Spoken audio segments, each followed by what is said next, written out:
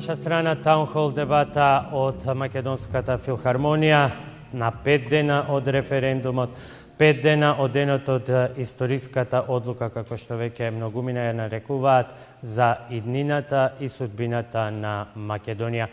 Вечерва сме овде на соочување со дел од представниците на македонската влада на прашања кои што произлегоа од вас, односно прашања на граѓаните кои што се пријавија на апликацијата која што специјално за оваа намена беше објавена на нашата интернет страница и низ програмите на телевизија Телма. Клучна е дилемата дали цената или зошто клучот за влез во Европската Унија и НАТО е изгравиран со промена на уставното име. Што добива, а што губи Македонија со тоа? На овие прашања, кои што беа поставувани од вас, вечерва одговараат премиерот на Република Македонија, господин Зоран Заев. Повелете на сцена.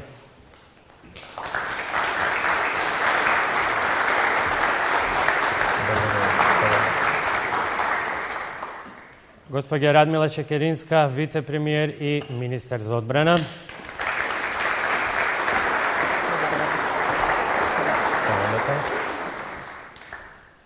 И господин Бујар Османи, вице-премиер за евроинтеграција.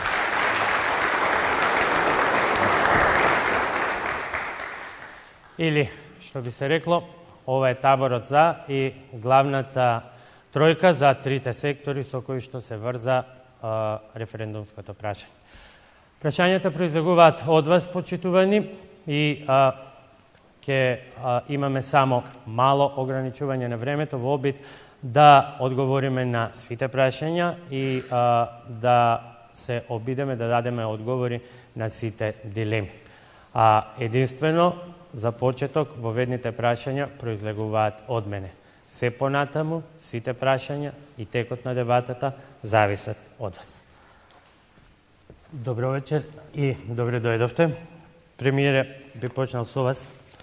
Веројатно, според албумот на фотографии од официјални средби, ќе бидете еден од оние со најголем фотоалбум од средби со високи државни представници, како никој друг досега.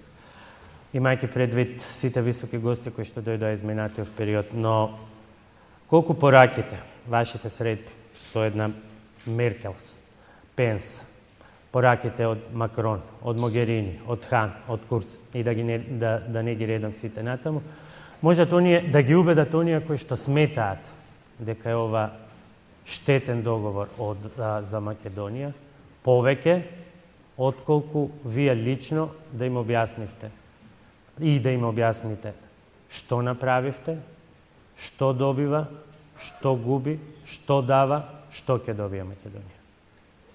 Добро, се сметам за човек еднаков како граѓаните, кој произлегува од граѓаните, и се водам од тоа чувство, веројатно и граѓаните така чувствуваат.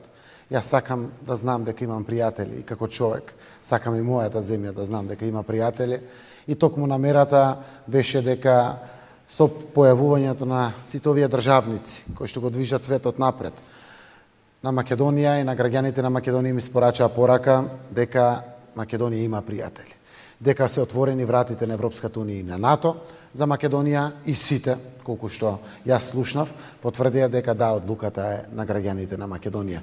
Ние останавме овде да разговараме сите за придобивките, за наградата, за она што следува со добивањето од Европската Унија, секако прифаќајќи ја цената со договорот кој што го постигнавме. Компензација за неимање аргументи, како што велат вашите противници? Апсолутно не, затоа што аргументите се сите на наши страни, затоа што точно е дека имаме фер и праведно решение кое што е засновано на факти, и секако конечно ги остваруваме вековните аспирации на нашите татковци, дедовци и прадедовци. Имаме потврден македонски јазик, потврден македонски идентитет, сме македонка, македонци, кои што живееме во Република Македонија, и од секогаш сме биле и за секогаш ќе останеме. Нашиот идентитет е комплетно потврден со тоа што решивме спор, децениски спор кој што ја кочеше Македонија, и еве ги отворивме железните порти кои што беа навистина железно поставени пред Македонија, а тоа е отварањето на портите кон НАТО и кон Европската Унија. За подобра организација на дебатата, сите прашања беа претходно доставени до продукцијскиот тим и можам да ви кажам дека ќе имате многу што да објаснувате, но еве воведно представување на сите.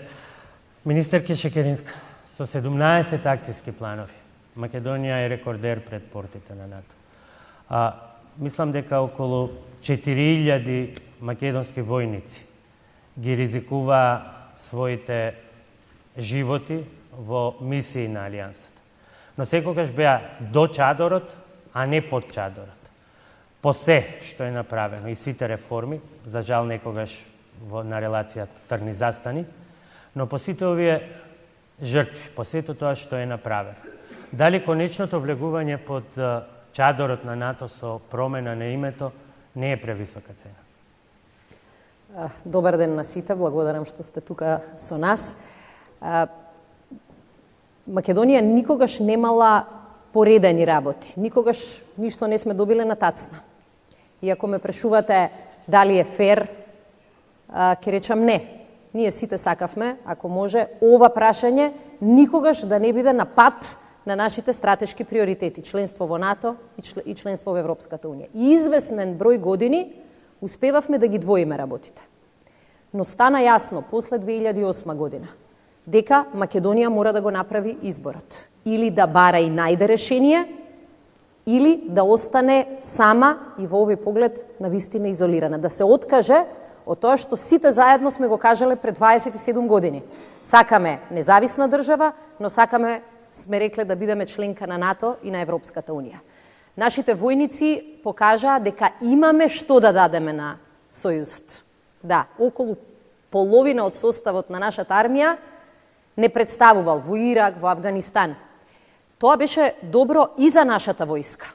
Јас сум разговарала со многумина кои биле на мисија и велат никогаш не добив такво искуство како искуството кое што го стекнав таму. И тоа ми помогна и кога Македонија се соочуваше со природни катастрофи, кога се соочувавме со мигрантскиот бран. Значи, тоа е развивање и на нашите капацитети. Меѓутоа, факт е дека како држава, како одбрана, како граѓани, се соочуваме со избор.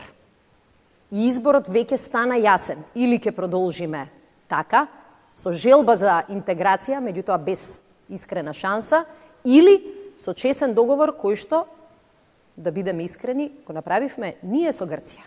Не го направија странците. И војниците, и вашите вработени, и граѓаните со кои што се среќавате, дадовме се, па сега зарем и името. Најголемиот дел од луѓето кои работат во одбрана се соочиле 100 пати со истиот проблем. Знаете како, во НАТО ние не го даваме името.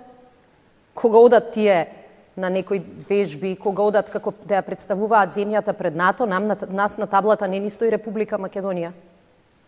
Ние научивме да живееме со референца која што во принципи повеќе не боли. И факт е дека отсуството на решение не значеше дека ние ќе бидеме Република Македонија во светот. Напротив, Грција од 2008 до денеска успеа да си ги подобрува своите позиции и секаде каде што можеше, го сменуваше Република Македонија во бивша Југословенска Република Македонија. Но граѓаните знаат, видоа што функционира во Бугарија, во Романија, во Хрватска, во Црна Гора. За една година економските ефекти од НАТО членството веќе се почувствуваа.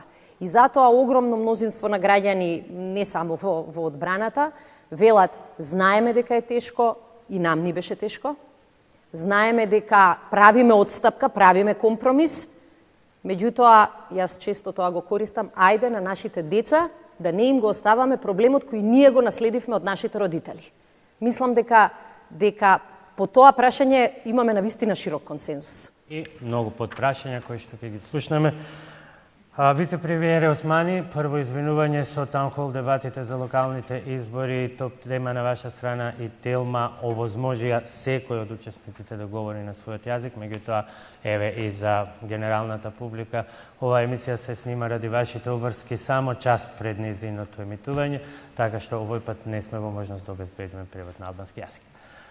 Се надевам ќе го прифатите извинувањето, а прашањето до вас. впечаток е дека во кампањата за доминираат пораките за придобивките од членството во ЕУ. Еве ќе прочитам: неограничени можности за подобро здравство, бесплатно образование, повисоки плати, повеќе работни места, подобро платени. Но не бевте ли впрочем, како влада, како коалиција, избрани Европа да ја донесете дома? Прво, благодарам на поканата, благодарам и за интересот и фамилерит шум.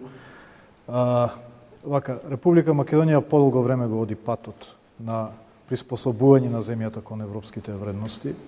Тоа не е лесен процес, тоа е комплексен процес, бидејќи една држава која што живеела 50 години и повеќе во комунистички систем, па се во транзиција се менува во пазарна економија и демократско општество, сега треба да живее во европските вредности. И тоа се разбира дека е процес кој што бара време и бара жртви и промени.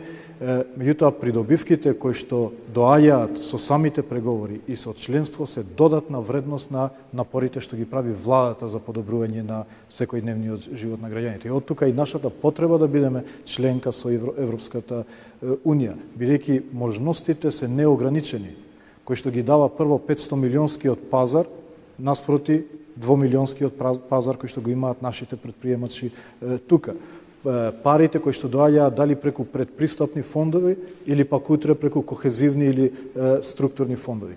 И компарациите се лесни. Одете во Бугарија, проверете како било пред Европската Унија и како е сега со патиштата после Европската Унија. Одете во Софија и видите го метрото кој што е правено од пари од структурните фондови на Европската Унија. Или пак одете во било која друга држава која што веќе е членка. Гледајте го, например, нема да навлезам многу во економските параметри, тоа премиерот е покомпетентен, меѓутоа ги гледав параметрите на развојот на Естонија и на Македонија. Пред членството биле исти на графата. И потоа како продолжува на Естонија расте и стига некаде до просекот на Европската Унија, ние остануваме една права линија во моменти и надолна линија. Значи, тоа се придобивките од Европската Унија, кои што не може ниту една влада и најперфектна да е, најсовршена да е, да ги компензира сама без поддршката од Европска Унија. Ниту можеле посилните држави од типот на Франција и гледате дебатата во Британија, колку е стравот во британската економија од излегувањето. А замислете Република Македонија. Тоа беа само воведните прашања, се понатаму останува на граѓаните. Првото прашање доаѓа од доцент доктор Христијан Ѓорески. Ние се обидовме да направиме баланс во односи на политичката партија, така да Ѓорески се изјаснил како поддржувач на партија Ново основање, може би во иднина ќе изненади. Сепак повелете со вашите прашања. Првото прашање, па после одиме на второто. Ви благодарам на можноста што ми ја давате тука да поставам прашање и се надевам да разјасниме некои дилеми кои што ги имам јас, меѓутоа и сите граѓани на Република Македонија. Значи, јас имам прилично конкретни прашања за придавката Macedonian. Значи, свесен сум дека во пасошот ќе пишува Macedonian, граѓанин на Република Северна Македонија, но што во другата комуникација? Не мора ни официјална или полуофицијална, меѓународна комуникација. Најконкретно, еве, јас сум од научните води, сум на Факултетот за електротехника и информацијски технологии и многу често патуваме на меѓународни конференции каде што се представуваме. Дали јас ќе можам да кажам дека сум I am Macedonian или дека сум Macedonian scientist кој што го направил тоа и тоа, или доколку медиумите во странство препознаат нешто што сум направил па да го напишат тоа во некое списание, дали тоа ќе биде доволно или ќе се соочам со цензури? Благодарам. Прашањето е до? Па би оставил на гостите да изберат кој што се... Тешки. Почнуваме со овој блок на така наречени идентитетски прашања. Премиера повеле. Добро, еве, вака, јас ќе си дозволам дури да станам од тоа прашање на идентитет. Се што договаравме со премиерот Ципрас и двајцата министри беше линијата на идентитетот до крај да биде спазена, како што е линијата на новото име, доколку граѓаните тоа го потврдат на референдум. Ќе тргнам од прагматичниот пример. Јас и вие ќе бидеме македонци.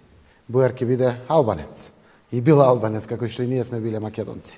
Со придавката со успешниот референдум ќе бидеме македонци од Република Северна Македонија. И македонци ќе бидат сите наши граѓани што се чувствуваат македонци. Тоа е чувство, тоа е филинг, тоа ниту некој се обиде да го земе. Ние само сакавме во договорот да го афирмираме, потврдиме и Грција да го направи актот на признавање.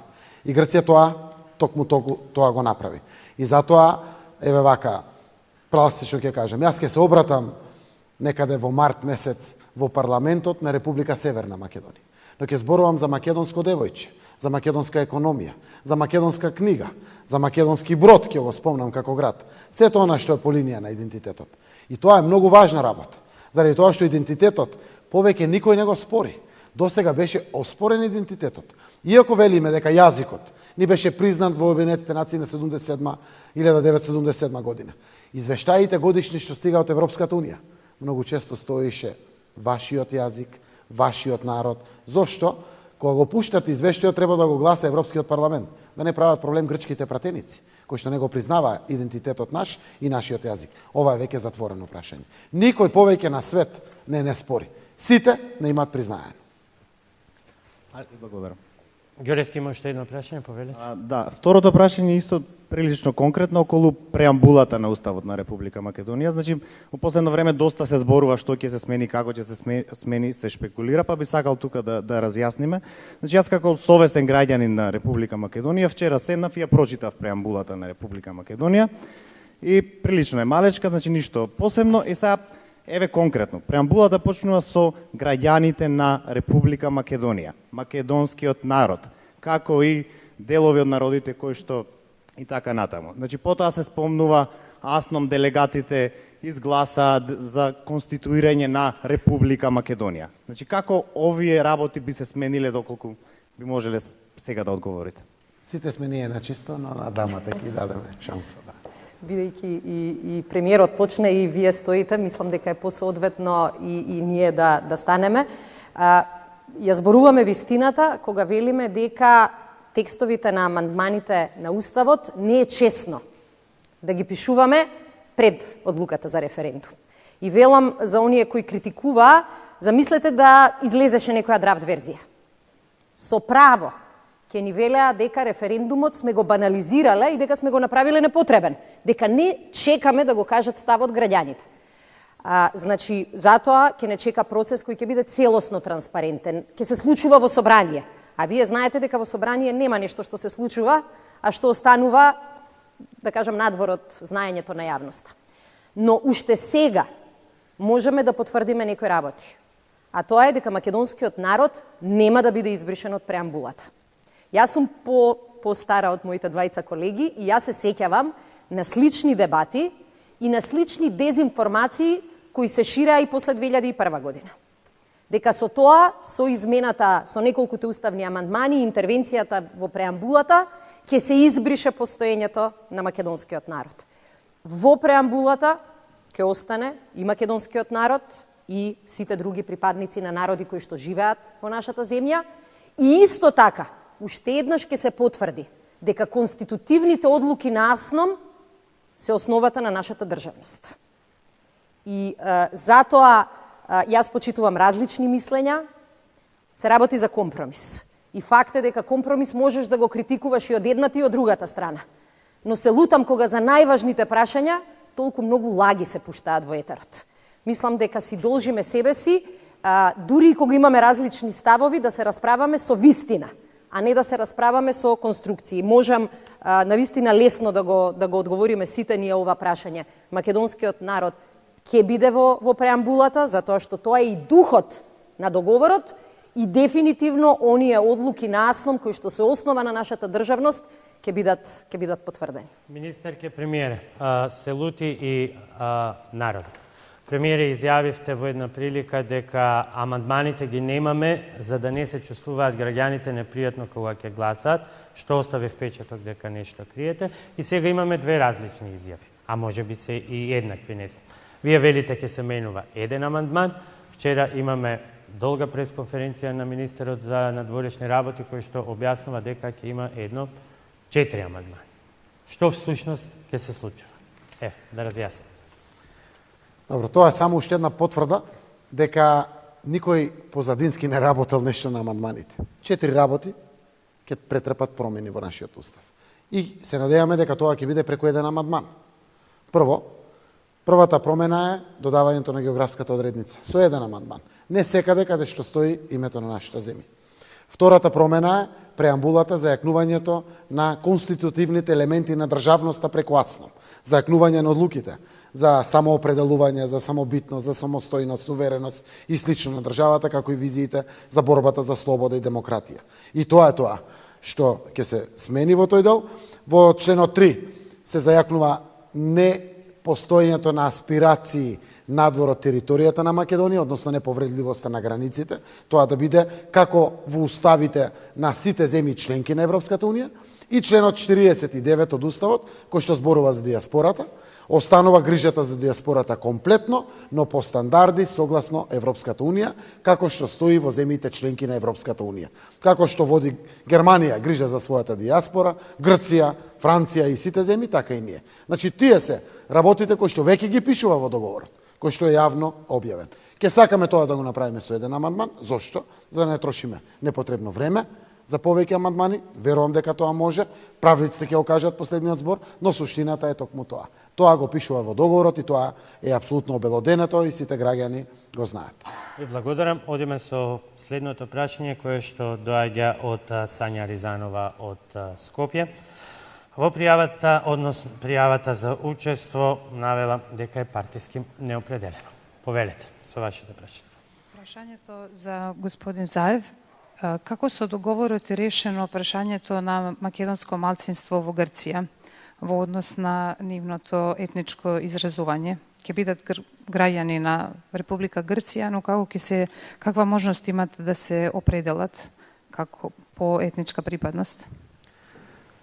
Тоа токму членот 7 го дефинира.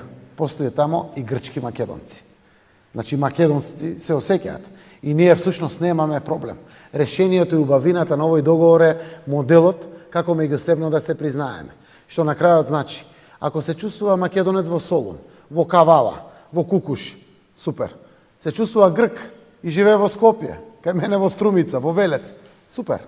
Меѓусебно се признаваме како идентитети. Тоа беше важното прашање. Да се признае македонскиот идентитет, дополнително да се верификува преку македонскиот јазик. Оти на крајот на денот идентитетот ни е јазикот, рече Блаже Коневски. Татковината ни е до каде што допира нашиот јазик. И тоа е во суштина убавината на решението. Следното прашање е од Кирил Туџаров од Струмица, член и поддржувач на СДСМ. Повелете со вашето прашање. Добро вечер на сите. Благодарам за честа да учествувам. Ве молам со директни прашања. Во оваа дебата. Моето прашање се однесува на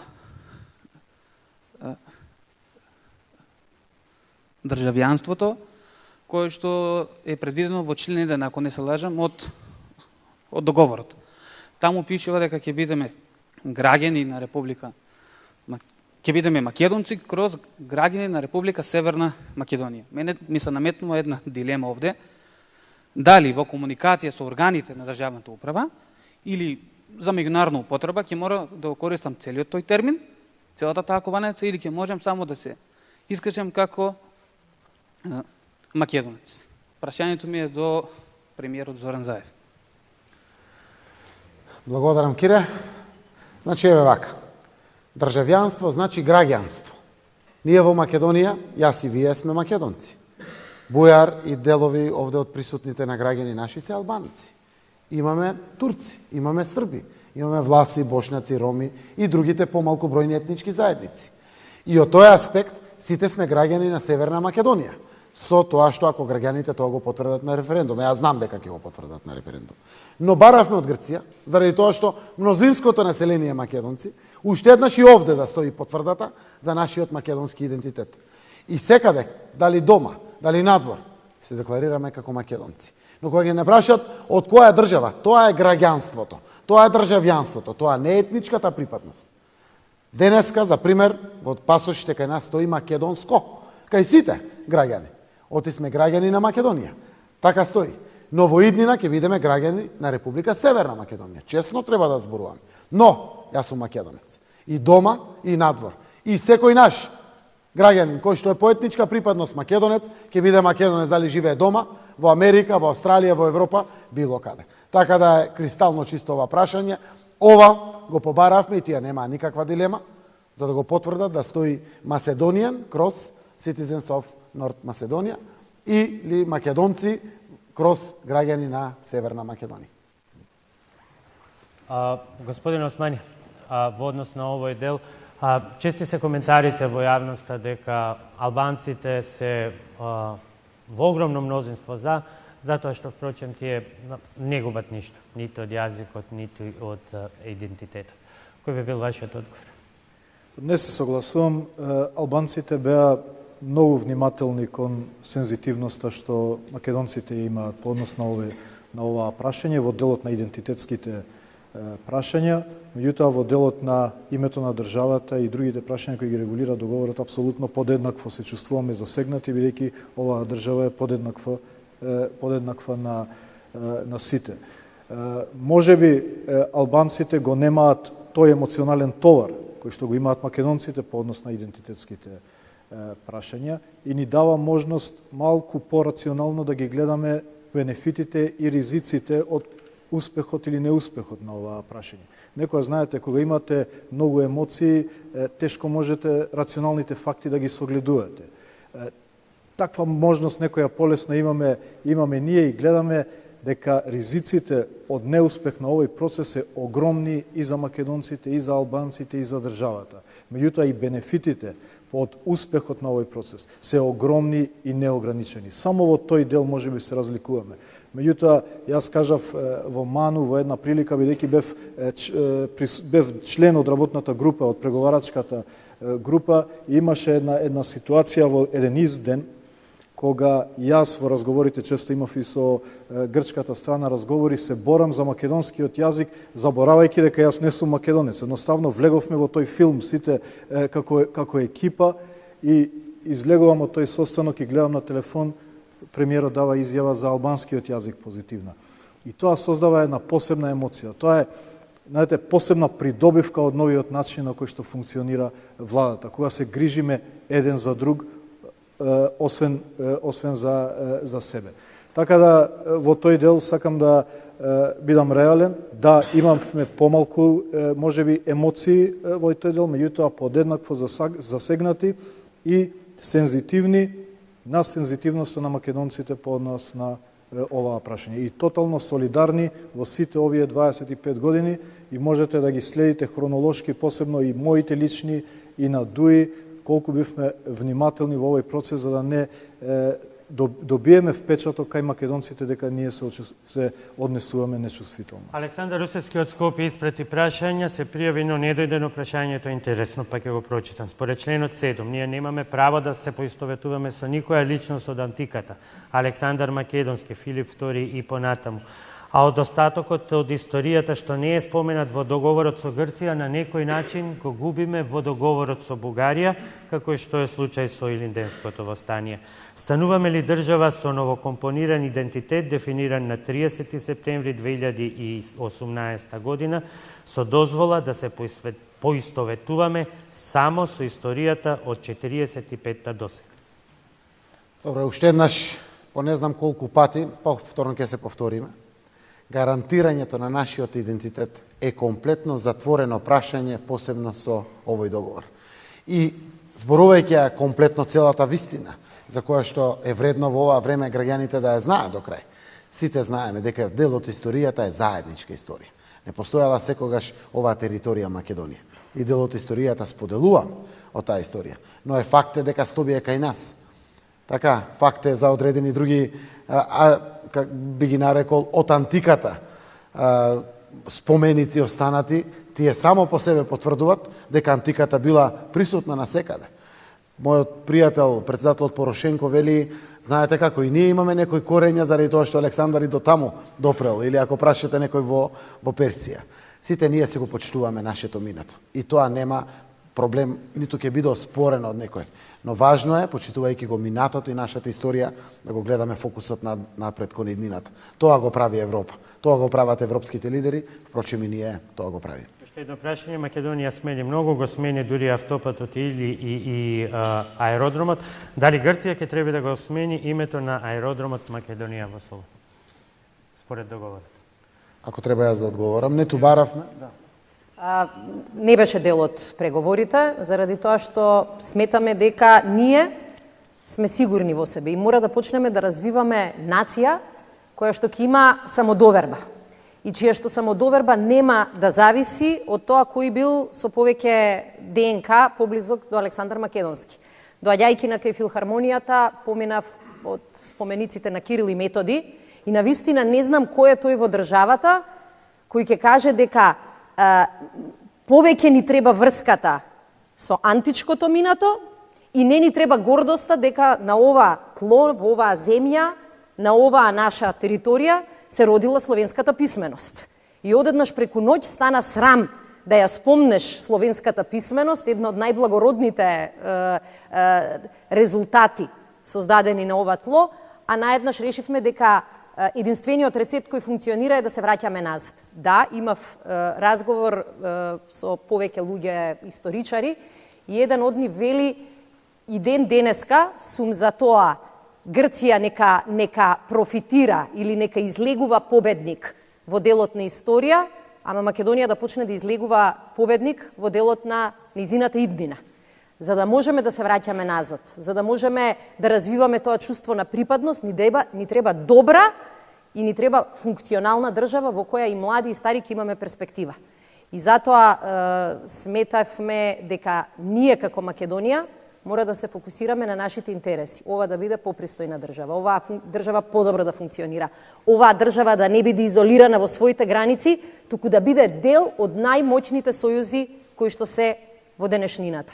И затоа е договорот фокусиран на тие наши интереси. Тука го исцрпуваме делот кој што се однесува на така наречените идентитетски прашања, но јас вечерва имам и своји помошници, мои колеги, кои ги заложив, условно да ги проверуваат фактите, односно да го проверуваат тоа што вие ќе го одговарате. Александра Митевска за овој дел дополнителни прашања поврзани со договорот со Грција. Повели. Би го прашала премиерот, пошто финалната фаза од преговорите со Грција се водеше под притисок на некои рокови. Самитот на Европскиот совет во јуни, потоа самитот на НАТО во јули. Од оваа временска дистанца, дали мислите дека доколку бевте растеретени од тој притисок, ќе можеше да се постигне подобар договор со Ципрас и кој би бил поприфатлив и за македонската опозиција и за тие што сега повикуваат за бойкот? Еве вака, јас мислам дека убаво беше тоа што следуваа настани важни за Македонија, за да го завршиме овој договор, но знам дека го постигнавме сето тоа што го очекувавме од договорот. Затоа што конечниот дел, каде што се одложуваа дури оние слушања по телефон меѓу Заев и Ципрас, беа да се фиксира до крај идентитетското прашање и да нема дилеми. Ки препознаете во членовите. Затоа што формулациите на сето она што е договорено требаше да се преточи во договор. Преточувајќи го во договор, не е баш така едноставно кога се согласувате дека ви дава Грција ерга умнес идентитет, но кога ќе го испишете тоа во правни формулации, тоа не е баш така и мора да биде до крај заокружено. И ние го постигнавме до крај. Тоа беше најважното прашање. Знаете како, кога излегува со аргументите дека име за надвор, а име за внатре, секако остава простор за нови кавги и нови непријателства или слично, го прифаќате тој аргумент. Но кога зборувате со силината на својот идентитет и прашувате имате ли друг јазик освен грчкиот? Не. Ајде да го верификуваме и признајте го јазикот. И го признаваат. Заради тоа што доброчудноста, кроткоста и пријателството со отварањето буквално на душите и меѓусебното разбирање ја постигна оваа формулација која што денеска е преточена комплетно во целиот договор и јас верувам дека имаме најдобар договор. Ако можело подобро, ќе го постигнал некој порано. Ако може и од тоа подобро за воиднина, јас не верувам дека некој во грчката политика би направил некои дополнителни отстапки за да не учини на нас македонците. Тоа не би било така. Затоа овој договор е многу добар, одличен договор, треба да го прифатиме, заради тоа што и бенефитите, и придобивките кои што ги добиваме, се навистина се што сме посакувале од самостојноста на Македонија до сега.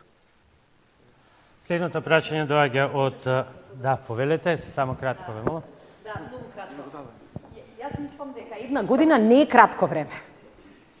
И мислам дека малку страдаме од синдромот дека сме се навикнале работите да остануваат исти.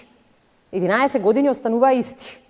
И сите тие години најлесно беше остави го прашањето, стави го под тепих, стави го во фрижидер и немој да го решаваш. И да бидем искрени, да бевме малку себични, најверојатно тоа ќе беше посакувана опција политичка за оваа влада. Сите ние ќе излегувавме пред вас и ќе велевме грците не даваат и тоа е тоа.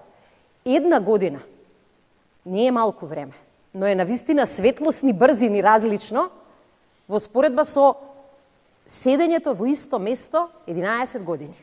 И затоа еден дел од тие брзи промени ни личат дека се брзи. Ама уште колку требавме да чекаме за подобар договор? 27 се зад нас. Во тие 27 ние повеќе од 25 активно преговараме. И еден дел од луѓето кои што и преговарале, кои што читале до каде е стигнато, како е стигнато, не случајно велат дека е ова најдоброто што Македонија може да го добие. Професорот Малевски беше прв министер за надворешни работи на Македонија, независна, и тој вели вака: ако сега ја испуштиме шансата, можда по 10-20 години пак има некој договор. Ама во тој договор нема да има најверојатно македонски јазик, нема да има македонски идентитет, нема да има македонска етничка заедница. И затоа велам, една година не изгледа кратко, не е. Така изгубивме 11 години, мислејќи дека за една година ништо не може да се направи. Оваа влада со сите мани покажа дека за една година може да се направат крупни промени. Ви благодарам.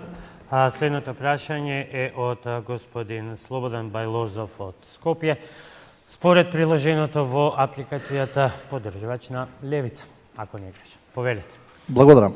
Имам две прашања за премиерот на владата на Република Македонија, господин Заев. Со оглед на времето ќе ве молам второто прашање, па ќе одиме на првото после. Си ги знаете прашањето. Да. Прашањето е зошто и не мислите ли дека со прифаќањето на Преспанскиот договор, така наречениот Преспански договор, не се ставивте во улога на вазал и не си го нарушивте меѓународниот и вашиот политички кредибилитет, како исто така и меѓународниот углед на Република Македонија, како прилог на тоа ќе го посочам и повикувањето на странските дипломати да агитираат за кампањата за, што до сега не е заприметено нигде во дипломатијата и во меѓународното јавно право за сите овие години да едни дипломати се мешат директно во внатрешните прашања на некоја држава. Благодарам. Еве вака. Според мене е различност на погледите на работите и за право е демократија и можеме секако да ги гледаме како јас ги гледам работите. Јас сум од мала земја, како и вие. Малите земји на мали пазари можат да просперираат лимитирано. Интегрирани насекаде можете и како многу повеќе да просперираат. Најсилните фирми во Македонија се тие што извезуваат на европските пазари како најдобри плаќачи по обем, заради тоа што е најсилна Европа и заради тоа што се пазарите со најголема побарувачка. Од ваков аспект, јас само ќе кажам, дај Боже секој да биде така вазал во политиката во Македонија, со толку големи пријатели, влијателни кои што го движат светот. Светот оди напред. Ние сакаме да имаме квалитет на живот како што имаат граѓаните во Германија, во Франција, во Британија, во Италија, во Австрија, во Холандија, во сите развиени земји. Тоа се наши аспирации. Повеќе од 80% од граѓаните го номинираат тоа буквално до ден денеска во сите анкети. И кога сакате да бидете како некој, да бидете партнер во сојузништво, заедно со некој, тогаш сакате да ги споделувате тие вредности. Токму тие луѓе дојде овде и покажа и потврдија пријателство према Македонија. Велат, ние ве чекаме во НАТО, ние ве чекаме во Европската Унија. Сите до еден рекоа, ваше е правото, ваша е одлуката. Како вие ќе одлучите, тоа ние ќе го почитуваме. Но, убаво е чувството, кога знаете дека најмокните земји во светот ви се пријатели. Оние кои што гарантираат траен мир и стабилност. Оние кои што се економски најсилни и најперспективни ви се пријатели. Тоа е моето чувство кое што го имам во поглед на процесите на поддршки према Македонија. Ви благодарам. Благодарам и на вас за следното прашање во зависност од вториот круг. Ви благодарам. Дарко Милошевски од Скопје не е присутен, но ќе ги поставам прашањата со единствена причина што навистина водевме сметка да имаме застапници од различни политички опции, тој се определил како неопределен, не дојде, но е прашање за господин Бујар Османи. Чекате ЕУ да ги отвори поглавијата за да се вклопиме со вредностите на Европа, но зошто вие не ја започнете промената што сакате да ја видите уште пред да стапиме во преговори со ЕУ? Зошто чекате ЕУ да не направи европејци со европски вредности? Сосема кратко, бидејќи господинот не сепак не дојде да обично одговори. кога се даваат извештаите на Европската комисија се даваат за прогрес како прогрес репорт за известувачкиот период. Прв пат оваа година Европската комисија даде кумулативен пресек на некој начин на тоа што Република Македонија го има правено во овој период од добивањето на кандидатски статус, меѓутоа всушност од подпишување на спогодбата од 2001 година. Република Македонија го дели првото место со Црна Гора во однос на транспозиција на европското аки. Што значи дека ние бевме заглавени во процес поради проблемот со името, но ние преку процес на внатрешна симулација на преговори, нашата администрација има направено прогрес. Така да, еве во таа споредба, иако Црна Гора и Србија веќе има, Црна Гора мислам има 30 на поглавја отворено, исто и Србија слично, на тој кумулативен пресек ние сме први со Црна Гора, иако немаме се уште започнато официјално преговори.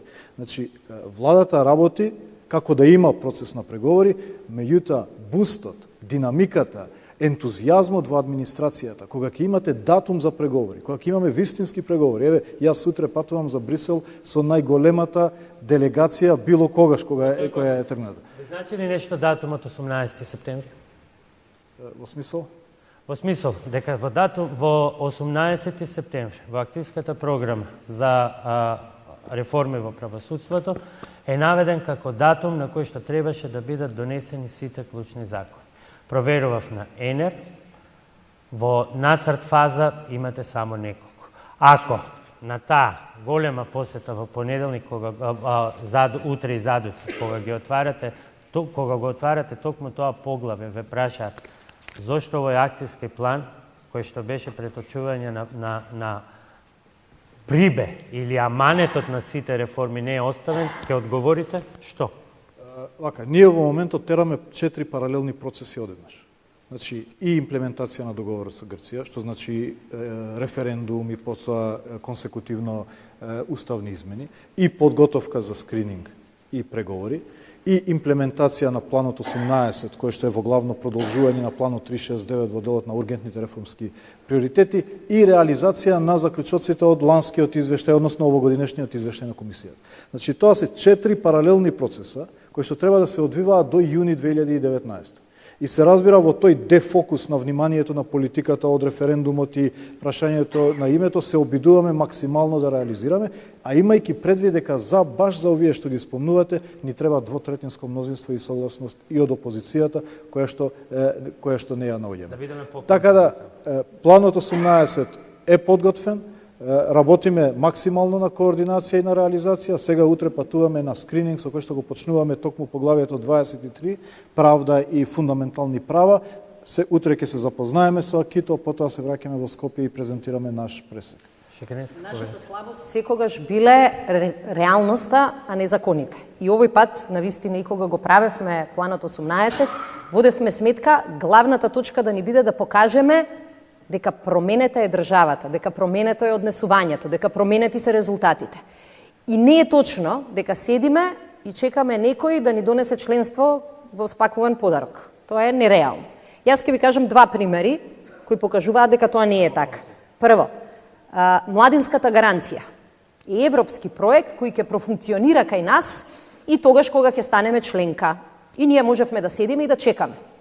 Наместо тоа рековме, ќе ја почнеме младинската гаранција со пари од буџетот, за да бидеме подготвени. Кога Македонија ќе ги почне преговорите, кога ќе стане членка и ќе ги повлече европските пари, ние веќе да го имаме тој систем да функционира. И пример број 2. Во делот на владење на правото, знаете како многу закони се менуваат, нема да ни замерат што собранието не работи затоа што има референдум, бидејќи разбираат дека е тоа поважно прашање, но ние ќе можеме да кажеме дека сме покажали и со сегашниве закони дека законот функционира за сите, без разлика дали се на власт или не се на власт. Еден градоначелник и еден директор, именувани од оваа влада, добија кривични пријави за одредени злоупотреби и покажавме, без промена на ниту еден закон, дека работите во Македонија се менуваат.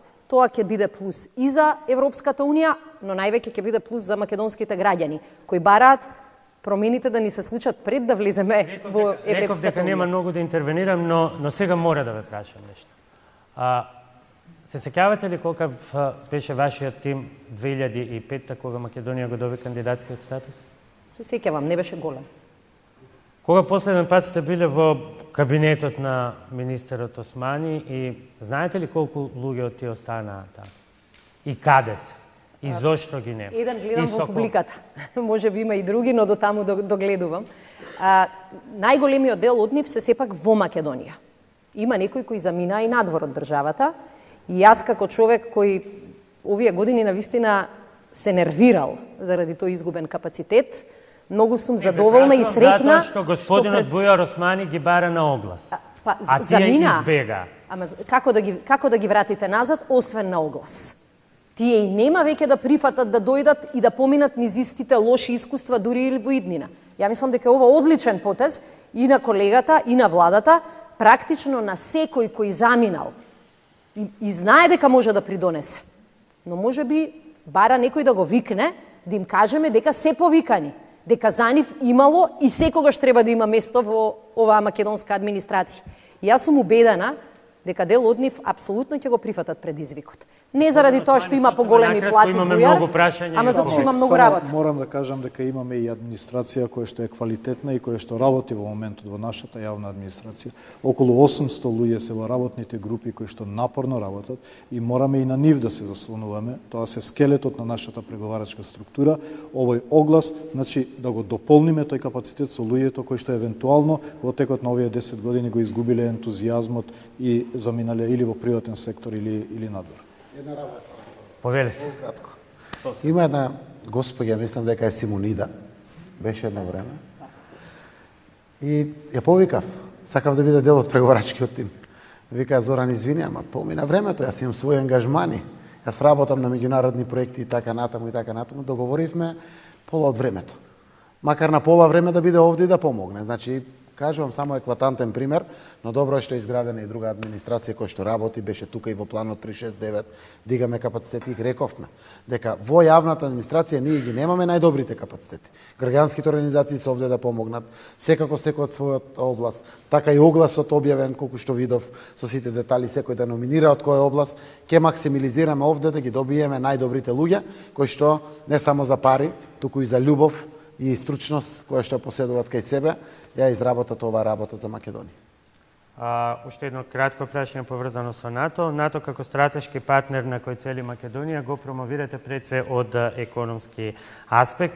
Имате ли други аргументи ако, еве, например, и како ќе ги побиете фактите за демократијата и слободата на медиумите во Турција, територијалниот интегритет на Шпанија, односно контекстот е веројатно дека членството во НАТО само по себе не гарантира ниту економија, демократија, па и желби за отцепувања и така натаму.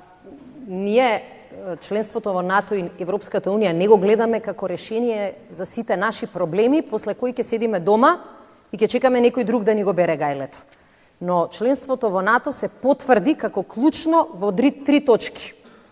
И сите тие три точки помагаат на државата. Првото е безбедност. Кога зборувам за безбедност, мислам и за онаа која што се однесува на нашите стравови од 90-тите години. Видовме што значи кога во регионот имаш војни и не можеш да се изолираш од нив. Го гледаме членството во НАТО како шанса да ја обезбедиме и нашата граница и нашата земја, без разлика што се случува во нашето соседство, но и безбедност во случај на елементарни катастрофи. Еве, погледнете што се случуваше во Стајковци пред неколку години, пожарите кои што ги имаше Македонија, кога си членка на НАТО, во ист момент ти се активира членот кој што возможува практично солидарна акција на другите земји членки, па да можеш да се потпреш на нивен авион, на нивен хеликоптер, но и ти твоите капацитети да ги даваш на располагање. Вториот аргумент е економијата, значи речи си, без исклучок, сите членки нови на НАТО во тие први години доживувале зголемување на зајакнување на економијата, намалување на невработеноста и зголемување на платите. И третиот аргумент кој не треба да го тргаме од ум, членството во НАТО многу често е најлесниот и најважниот прв чекор до членство во Европската Унија. Оти тогаш велиш, еве, основните политички критериуми се задоволени, одиме понапред. Дали се перфектни сите демократии во НАТО? Не се. Дали има спас од намалување на слободите? Нема. Меѓутоа, тоа ќе зависи од нас. И тоа ќе биде одговорност на секоја наредна влада. Членството во НАТО и во ЕУ може само да ни даде малку повеќе сила, малку повеќе пари и малку повеќе предвидливост, која на македонскиот бизнис, а и на македонските граѓани многу им недостасува. Имаме многу конкретни прашања во овој контекст, но одиме со кратка пауза за реклами и се враќаме веднаш. Добре дојдовте назад. Таунхол јавна дебата со премиерот Зоран Заев и вице-премиерите Радмила Шекеринска и Бујар Османи. Имаме уште само нешто помалку од половина час и затоа брзо и динамично продолжуваме со единствено прашања од публиката. Иако јас имам многу што да прашам, навистина ќе морам да се воздржам. Следен за прашање Бујар Бисими Боговиње, поддржувач на Алијанса за албанците. Повелете со вашето прашање. Благодарам. Поздрав до врвот на владата, премиерот, вице-премиерите. Во интерес на времето, директно на прашање. Ве молам. Прашањето е зашто јас доаѓам од рурална општина, најголемата во Македонија, меѓу најголемите, ме интересира фондовите од Европската Унија после референдумот, убеден сум дека референдумот ќе помине, дали фондовите ќе ги делите на партиски линии, зашто јас доаѓам од општина која е дискриминирана, многу проекти од централно ниво се блокирани, затоа во ова дилема сум дојден тука да ја расчистам. Тоа е прашање. Прашањето е до вице-премиерот или премиерот, зашто вице-премиерот е одговорен кај албанските гласачи. Ве молам прашањето за да не губиме време. Благодарам. Повелете.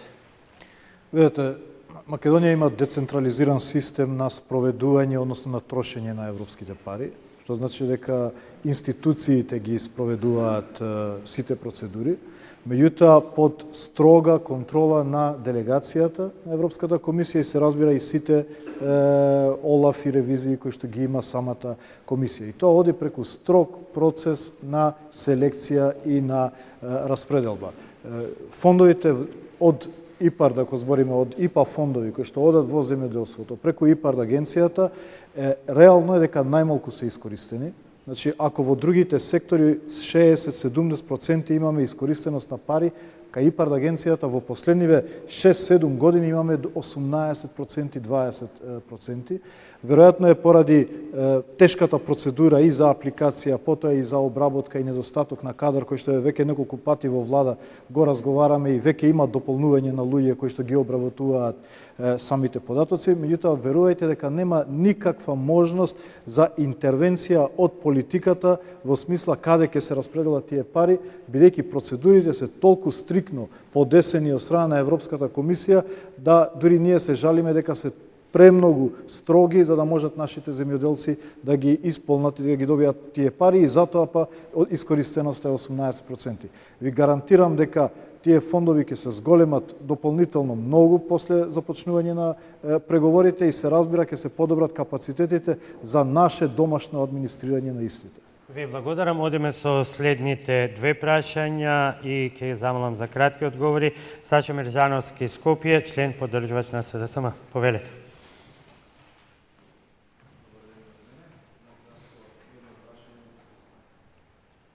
Прашање за премиерот. Имајќи го предвид членот 13 од договорот со Република Грција, таму е опишана на кратко економската соработка помеѓу двете држави. Какви бенефити ќе има тоа за Република Македонија? Поставите го и второто прашање, па ќе ги одговорат за да добиеме на динамика. Да, второто прашање е исто од економска тема за министерката за одбрана. Слично е. Кои се економските бенефити за Република Македонија со членството во НАТО? Благодарам. Повелете, ве молам по-концизни, бидејќи уште 10 прашања има. Добро, еве, прво кратко, до Бујар не е само Бујар Османи представник на албанците. Јас се чувствувам за представник на албанците, но можам да потврдам тоа што Бујар го кажа. Еве веќе и државните проекти, како што е помагањето на општините, Боговиње е едно од тие кои што ќе добие помош директно од државата во делот на ТАФ проектите и слично, така да нема да има никакви делби, дури и кога работиме со домашни буџетски пари. Европа, рамномерниот регионален развој е императив и тоа мора да продолжи да биде така. Со Грција се отвараат многу убави перспективи. Тоа е еден наш јужен сосед, со кој што досега едно 10 до 15% имаме искористеност како можности за соработка од секој аспект. Гледате дека таму дури во договорот стои нашето право конечно на пристаништето од Солун, заради тоа што сме земја која што нема пристап до мориње. И тоа е обврска, ама досега беше блокиран. Да не зборуваме колкав пазар е Грција, колку е блиско од нас, колков мал процент од нашите производи се неприсутни, односно само малку се присутни во Грција. Колку сме ние компетативни со нашето производство за да ги освоиме тие пазари во Грција. Јас верувам дека само ова билатерална нова соработка отвара убави економски можности. Но тоа создава убави можности да представиме наша македонска култура, наша македонска традиција, која што имаме ние и во Солун и во Атина, истовремено и тие. Да се учи нашиот македонски јазик и таму како што тука во приватни училишта веќе се учи грчкиот јазик. Придобивките се огромни и верувам дека дури ако се потрудиме и јас и вие да ги наброиме, тешко ќе ги наброиме. Цела една лепеза на убави работи следуваат. Благодарам, премиере. Министерка Шекеринска, сосема кратко. Многу кусо. Еве еден пример во јануари месец оваа година. Македонија побара еврообврзница и за неа ја доби најниската каматна стапка во својата историја, 2,75, ако не се лажам. Едно од образложенијата на инвеститорите во Лондон, во Франкфурт, низ Европа, беше дека се очекува земјата да стане членка на НАТО, што ја зголемува политичката стабилност и веднаш полесно се инвестира таму. Така што веќе и со НАТО поканата, ние видовме пораст на економијата од 3,1%, после навистина неколку години од стагнација. Пораст на просечната плата, намалување на невработеноста и зголемен број на странски инвестиции. Над 300 милиони евра странски инвестиции, меѓу другото, беа охрабрени од тоа дека членството во НАТО ги става печат на иднината, става печат на стабилноста на државата. Ви благодарам. Следното прашање доаѓа од Ива Трајковска од Скопје. Ве молам прецизно и концизно и брзо.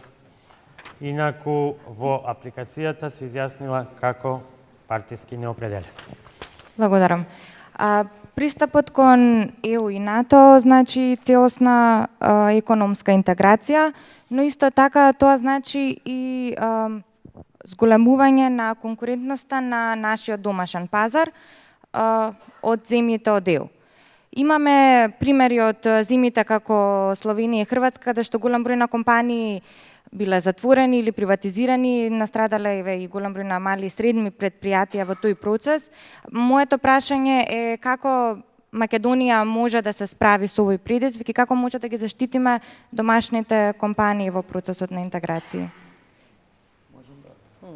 Кој се чувства најкомпетентен да одговори? Јас сум економист, за разлика од другите. Она што и го зборувавме досега неколку пати на влада јавноста знае, Европска Унија не дозволува еврокомпозит да живее на шкрги и да чека дотации од државата. Или е компетативен и одржлив, или згаснува.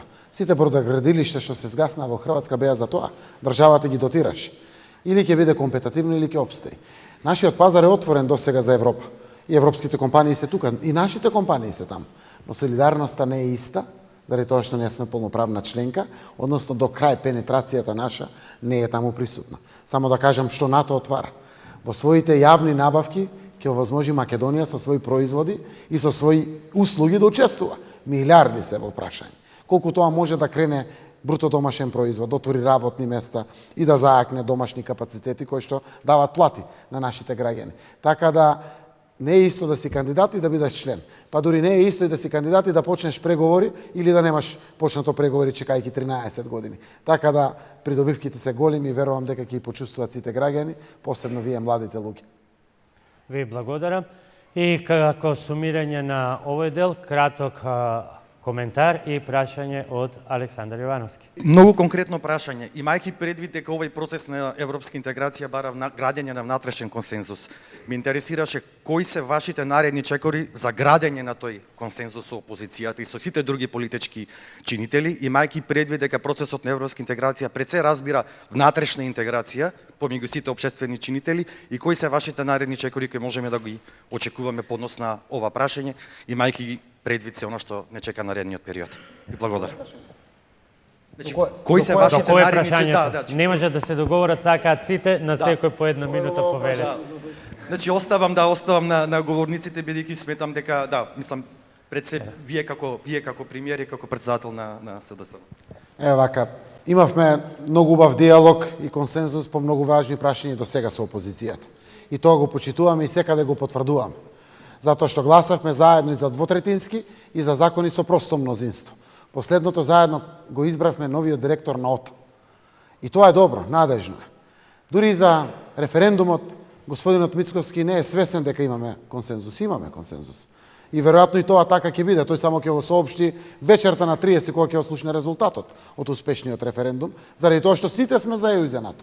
И знаат сите, знаат и малите деца, дека не може подобар договор да се постигне. И во суштина тоа е. Јас ќе продолжам со мојот однос ваков. Пријателе Мицковски, дај за оваа прашање да застанеме заедно. Знам какви предизвици стојат пред Македонија. Јас ги знам и законите што треба да ги донесеме. Ги знам во суштина. Ама имплементацијата. Имплементацијата ќе биде многу подобра ако дефинитивно заедно застанеме. Затоа што тој што е имплементатор, не знам, административецот во локална самоуправа, во Министерството за здравство, не знам дали е судија обвинител, ќе знае дека целото општество е застанато, ова е сериозно и реализацијата мора да даде свој соодветен резултат. Така да колку бидеме посплотени, толку ќе бидеме и поуспешни. Нели всушност поговорката вика единството дава и силата. Има ли некој да додаде нешто, но навистина кратко, тогаш го завршуваме овој дел и одиме со оној последниот.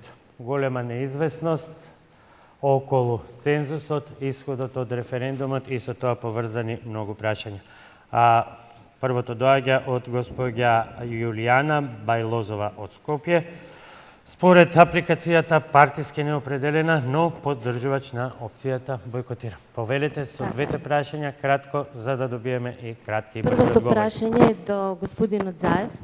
Доколку референдумот е неуспешен, дали ќе си поднесете оставка од функцијата премиер?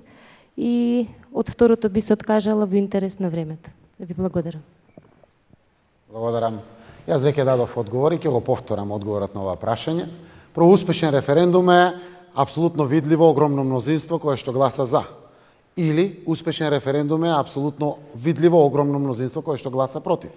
Бойкотот не се калкулира никаде. Ако изгубам затоа што јас сум за, секако ќе се повлечем. Ако победам, продолжувам понатаму.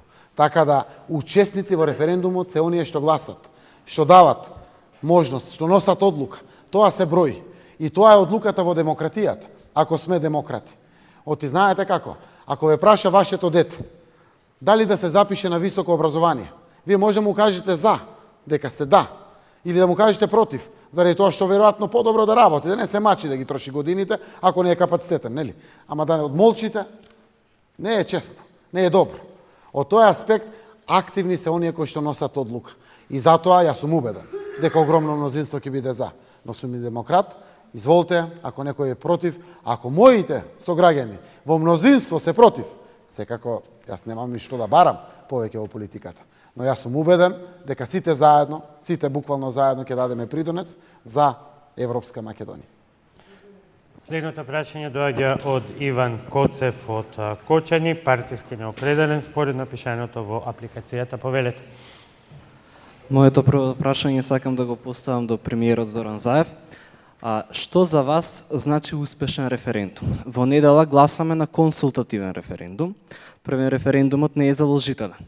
Во случај да имаме мнозинство граѓани, огромно мнозинство кои што ќе се изјаснат за на референдумот, а цензусот не биде исполнет од 50% плюс 1, дали тоа за вас ќе биде успешен референдум? А второто прашање сакам да го поставам до вице-премиерот Бујар Османи. Деновиве разговарајќи со млади моја генерација, гледам огромна неинформираност за тоа што значат придобивките за Македонија со членството во Европската унија и НАТО. Еве да разјасниме и тука, вие да кажете поголем дел придобивки кои што Македонија би ги имала со членството во ЕУ и НАТО за младите, да речеме за студентите, за младите активни баратели на работа до 29 години. Благодарам. Повелете со кратки одговори. За мене успешен консултативен референдум значи кога имаме огромно видливо мнозинство определено за, тоа значи прецизно давање насоки и правци од нашиот народ до нас политичарите, конкретниот случај овде до парламентот, како да гласа за делот на она што предстои следна фаза од спроведувањето на договорот со Грција. И од тој аспект, секако успешниот референдум е токму тоа. Но јас знам дека мојата генерација сигурно ќе се потврди. Односно, ќе направи се да го достигнеме цензусот. Ако и вашата, помладата генерација, на кој што останува иднината, се потруди и излезе дополнително повеќе, јас немам дилема дека дефинитивно ќе има и цензус. Така да, патот по кој што се движи Македонија е тој. Јас сум убеден дека со одлука граѓаните ќе ја дефинират и патоказот и патеката по кој што ќе одиме, а успешноста дефинитивно е со огромно видливо мнозинство кое што е определено во кој правец ќе даде насока на Македонија. Господин Османи. Значи, членството во НАТО и Европската унија овозможува стабилност, мир, безбедност, предвидливост и политичка и економска. Овозможува странски инвестиции. Ќе ви кажам, но и домашни инвестиции можно за домашните предприемачи. Бев во Требош. Има една компанија ВЗ Шари. Заради преговорите. Ми кажа дека разговараат повеќе месеци со неколку странски компании да направат 30 милионска инвестиција во Македонија. Инвеститорите не потпишувале, иако све било договорено. Се дента кога е потпишан договорот со Грција. Вика, дента кога го потпишавме договорот. Тогаш тие сватија дека оваа држава ќе ја биде.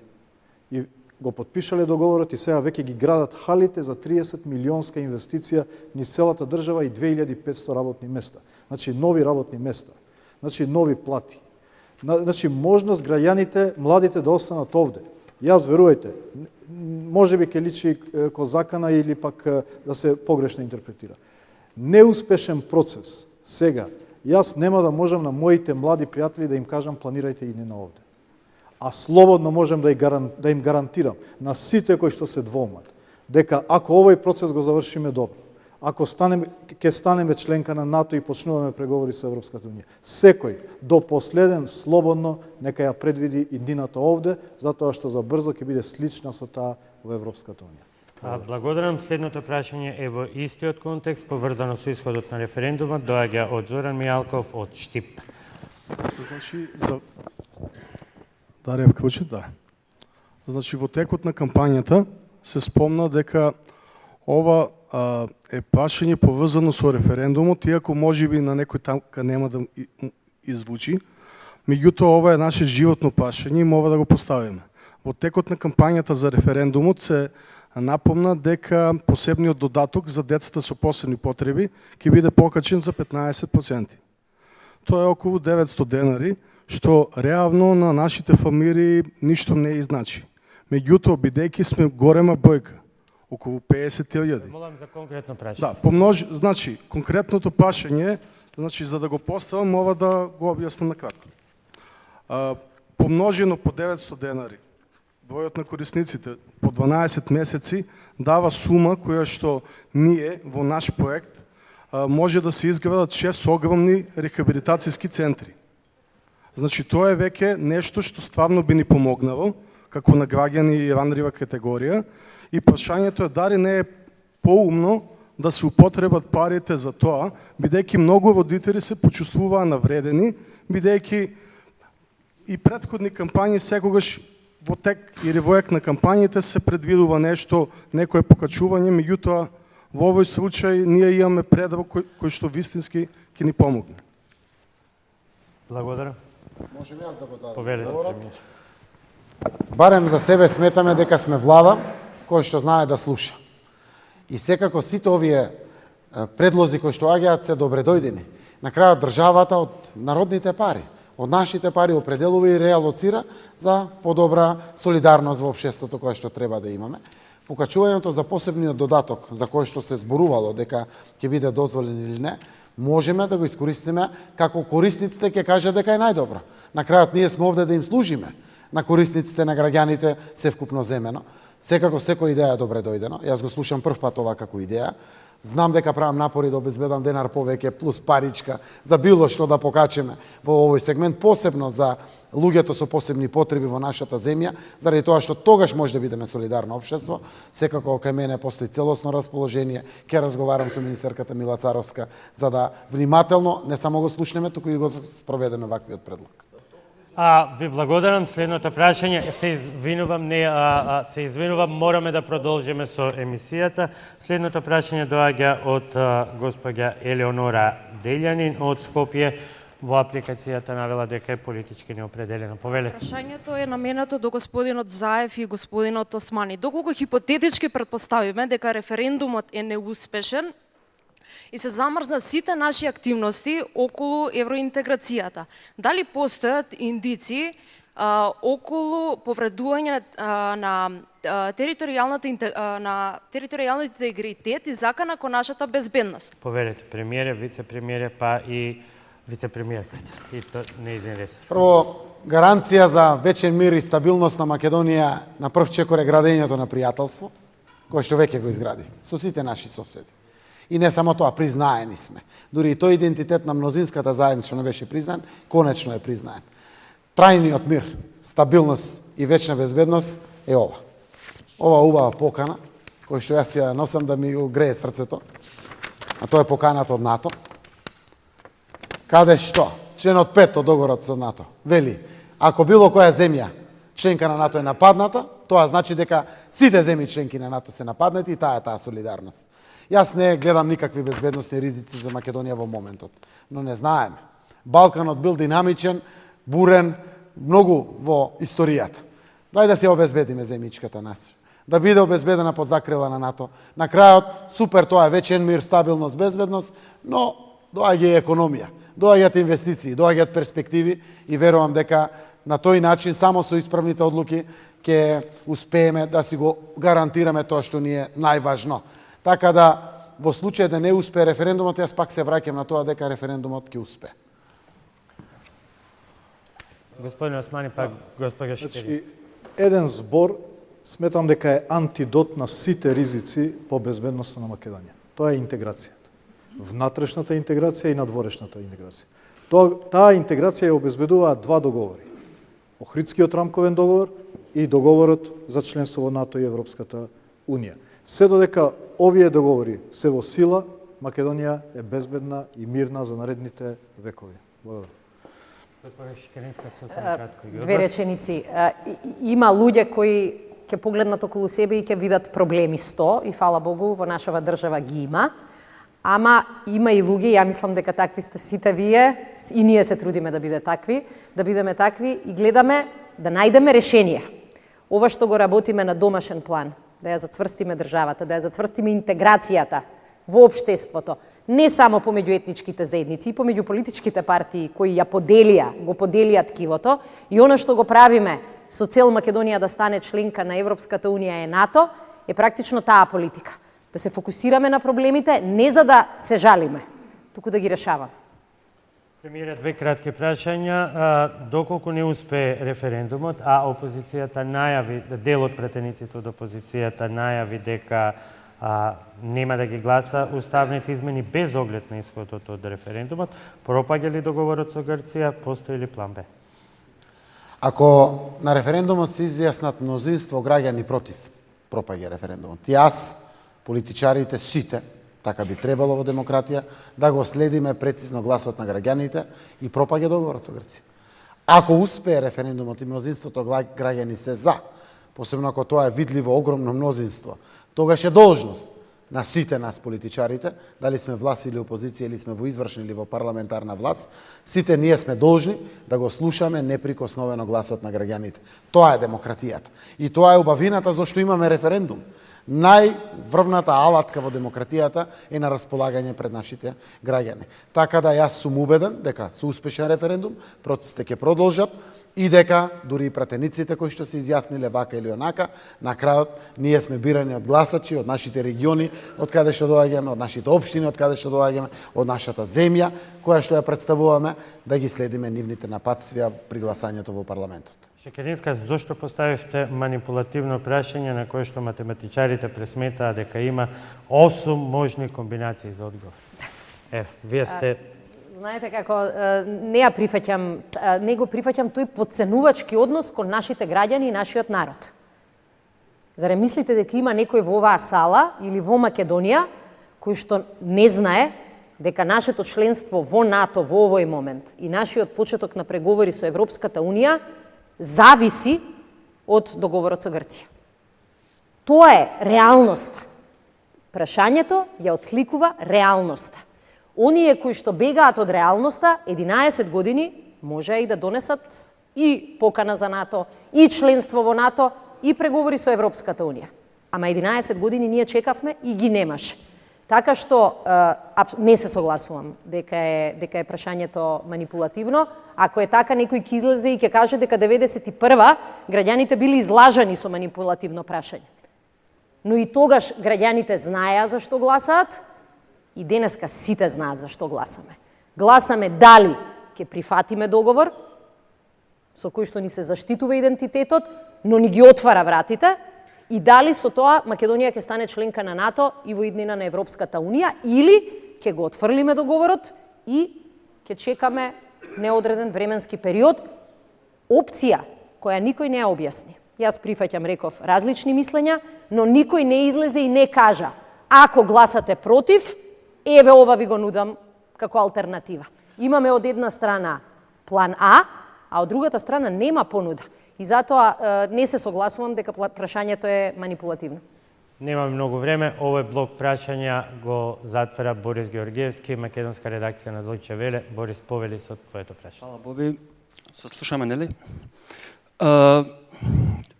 Референдумов на 30 септември се случува во еден специфичен контекст и геополитички и регионален, и ја следев релативно доста кампањата, и тоа што сакам да ве прашам се однесува на две теми или две работи кои што речиси воопшто не се споменува. Првото е руското влијание. Во тој дел би можел да оценам дека на некој начин бевте и контрадикторен. После на интервју на 15 јули за Басвит, на денот на посетата на Матис, рековте дека нема докази за руско влијание во Македонија.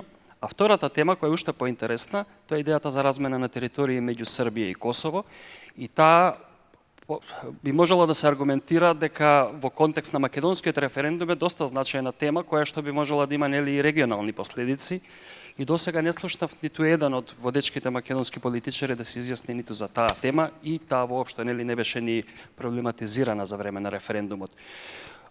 Во ист контекст, српскиот председател Вучич воопшто во целиот тек на референдумот ниеднаш не се изјасни за оваа тема. Па ме интересира, имате некаков премолчен договор со Вучич, вие да не коментирате ништо што се однесува на српско-косовските прашања, а тој да не се меша тука? И како го коментирате тој контекст севкупно, и геополитички и регионален? Благодарам, почитуван новинар. Значи, секој пат сум зборувал со аргументите и фактите. Кога имав што да кажам за влијание на Русија овде, го кажав тоа дека беше кажано од млад човек, од комити, повикан во полицијата, дека му биле платени пари за да нападне полицајци.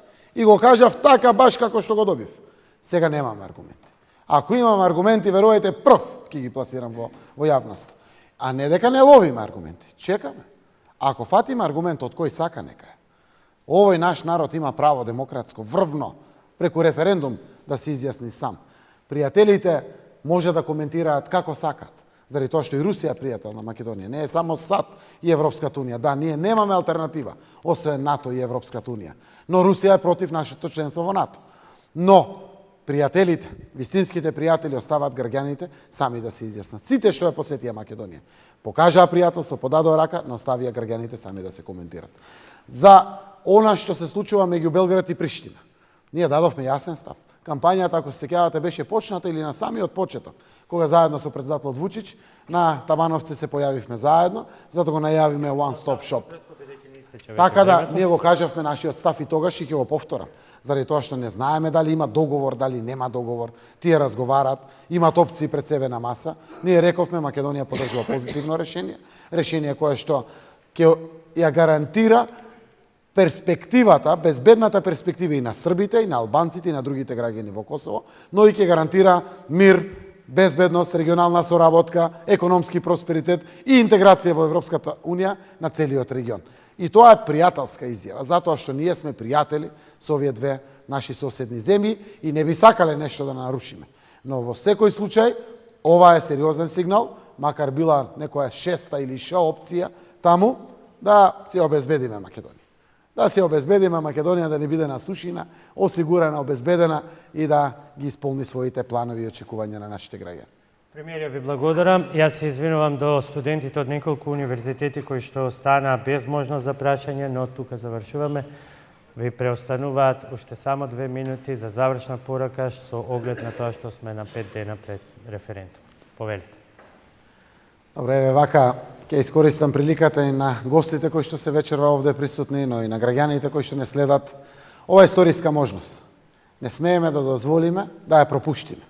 Затоа што е голема чест, сериозна и одговорноста.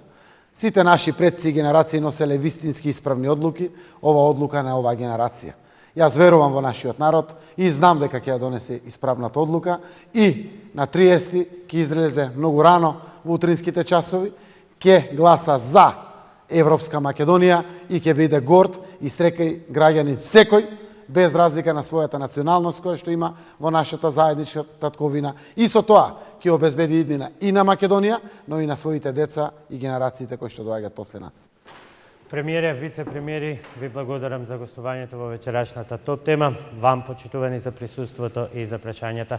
Тоа беше се од топ тема на ваша страна за вечера. Довидување.